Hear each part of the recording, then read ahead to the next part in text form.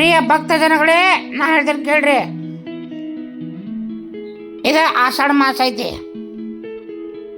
ಹಂಗಂದ್ರೆ ನಾವು ಆಷಾಢ ಮಾಸದಾಗ ಏನು ಮಾಡಬೇಕು? ದೇವ್ರ ಧ್ಯಾನ ಒಂದ. ವಿಶೇಷವಾಗಿ ಅಮ್ಮನವ್ರ ದೇವಸ್ಥಾನ ಎಲ್ಲೆಲ್ಲ ಅದಾವು ಅಲ್ಲೆಲ್ಲ ನೀವು ಹೋಗಿ ಬರೋಂಥ ರೂಢಿ ಇಟ್ಕೋಬೇಕಾಗತಿ ಈ ಮಾಸದಾಗ. ಅಂದ್ರೆ ತಾಯಿ ಒಲವು ಭಾಳ ಲಘು ಆಗತಿ. ನಾ ಹೇಳೋದು ನಿಮ್ಮ ತಲೆ ಹೊಂಟೈತಿಲ್ಲ, ಅದಕ್ಕೆ ನಾ ಹೇಳ್ತೀನಿ, ಹೆಚ್ಚು ಎಲ್ಲರೂ ದೇವಸ್ಥಾನಕ್ಕೆ ಹೋಗ್ರಿ. ಕೆಲವರು ಇದನ್ನ ಅರಿಷ್ಟ ಮಾಸ ಅಂತ ನಂಬ್ತಾರ, ಆದ್ರೆ ತಪ್ಪು.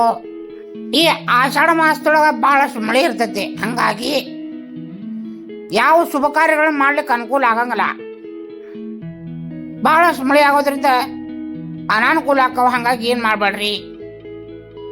ಹಂಗಂತ ಹೇಳ್ಯಾರ ಬಿಟ್ರೆ ಇದು ಅರಿಷ್ಟ ಅಲ್ಲ.